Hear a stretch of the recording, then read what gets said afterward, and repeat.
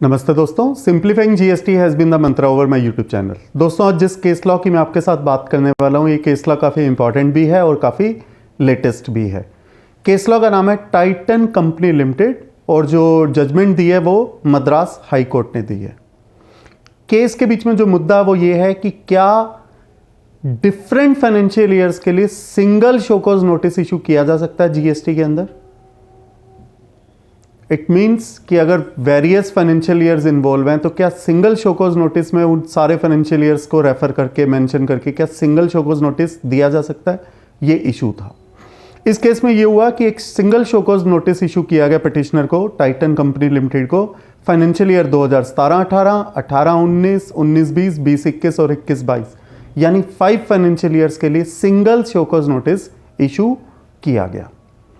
जो पिटिशनर के वकील हैं उनका ये कहना था कि सिंगल शोकॉज नोटिस जो इशू कर दिया गया 5 साल के लिए, ऐसा कहीं भी लॉ में नहीं लिखा हुआ, सेक्शन 73 में नहीं लिखा हुआ कि सिंगल शोकॉज नोटिस इशू किया जा सकता है, तो this show cause notice is bad in law. उनका ये भी कहना है कि जो सेक्शन 73 है, मैं और पर्टिकुलर हो जाऊं तो सेक्शन 73 सबसेक्शन 10 जो है वो ऑर्डर इशू करने की बात करता है 3 years from the date of due date of furnishing of annual return. अब क्योंकि हर साल के लिए जो due date of furnishing of annual return होती है वो डिफरेंट होती है, तो हर साल के लिए जो लिमिटेशन डेट है वो डिफरेंट होगी। तो सिंगल शोकॉज नोटिस इशू करना against the spirit of the law है, क्योंकि हर साल के लिए जब हमें जो लिमिटेशन देखनी है तो डिफरेंटली देखनी है। तो for every financial year notice should be issued separately. और अगर ऐसा हो जाता है तो एक बड़ा ही बैड प्रेसिडेंट हो जाएगा फॉर फ्यूचर कि जो officers single show cause notice issue कर दिया करेंगे for various financial year, so every financial year और every assessment year should be treated differently and show cause notice should also be issued differently, ऐसा petitioner के वकील का कोर्ट के सामने कहना था। और एक कलरेबल लेजिस्लेशन की भी बात है। जो कलरेबल लेजिस्लेशन है वो ये है कि जो आप डायरेक्टली नहीं कर सकते उसको आप इनडायरेक्टली भी नहीं कर सकते। ये कलरेबल लेजिस्लेशन का प्रोविज़न या उसका जो इंटरप्रिटेशन का लॉ होता है वो ये कहता है कि जो आप डायरेक्टली नहीं कर सकते उसको इनडायरेक्टली भी नहीं करना चाहिए। तो अगर आप डायरेक्टली इशू नहीं कर सकते show cause notice for various financial year single show cause notice, so it should not be done indirectly. ये पिटिशनर के वकील का इस केस के बीच में कहना था कि हमें सिंगल शोकॉज नोटिस इशू किया गया 5 years के लिए और this is bad in law. Department के वकील ने क्या कहा, रिस्पोंडेंट के वकील ने क्या कहा, उन्होंने कहा कि कोई प्रोविज़न ऐसा नहीं है जो मना करता हो कि सिंगल शोकॉज नोटिस इशू नहीं किया जा सकता फॉर वेरियस फाइनेंशियल ईयर्स।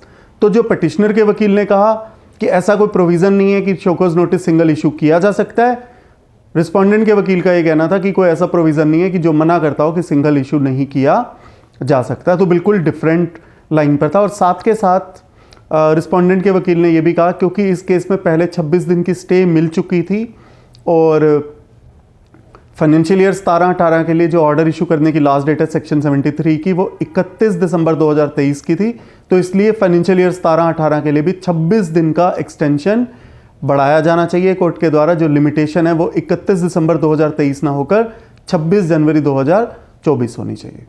ये रिस्पोंडेंट के वकील का कहना था। अब हाई कोर्ट ने क्या कहा उस बात को समझते हैं। हाई कोर्ट ने कहा कि जब हर असेसमेंट ईयर डिफरेंट है तो उसके लिए सिंगल शोकॉज नोटिस इशू करना इज नॉट जस्ट, और इसके लिए एक सुप्रीम कोर्ट के केस लॉ जो कि 1966 का है उस केस लॉ का भी हवाला दिया गया इस जजमेंट के अंदर।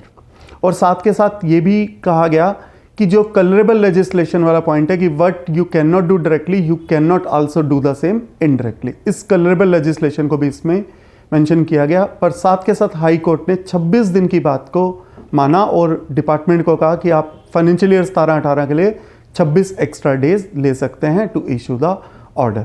दोस्तों, जजमेंट काफ़ी इंपॉर्टेंट है क्योंकि काफ़ी जगह देखा गया है कि जहाँ DGGI रेट करती है या एंटीवेजन वाले रेट करते हैं, तो जब वो नोटिस जारी करते हैं तो काफ़ी फाइनेंशियल ईयर्स के लिए सिंगल शोकॉज नोटिस जारी कर दिया करते हैं अपनी सेव करने के लिए। और जब वो सिंगल शोकॉज नोटिस इशू करते हैं तो जनरली जो अमाउंट भी होता है वो सिंगल जारी कर दिया जाता है कि आपका शोकॉज नोटिस है, टोटल जो टैक्स का अमाउंट है वो 1 CR है, जबकि इसको बाइफरकेट किया जाना चाहिए कि किस पर्टिकुलर ईयर से कितना परटेन करता है। And for this separate show cause notice should be issued. So this judgment is very welcome and judgment से जो नतीजा निकल कर आता है मद्रास हाई कोर्ट की जजमेंट के द्वारा, जजमेंट का नाम है टाइटन कंपनी लिमिटेड और जो जजमेंट आई थी काफ़ी लेटेस्ट है 18 दिसंबर 2023 की।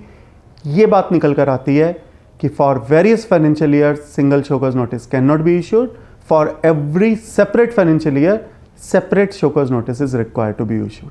दोस्तों मैं उम्मीद करता हूँ ये केस लॉ, ये वीडियो, ये नॉलेज आपके बिजनेस एंडेवर्स के लिए और आपके प्रोफेशनल एंडेवर्स के लिए काफ़ी यूजफुल साबित होगी। धन्यवाद।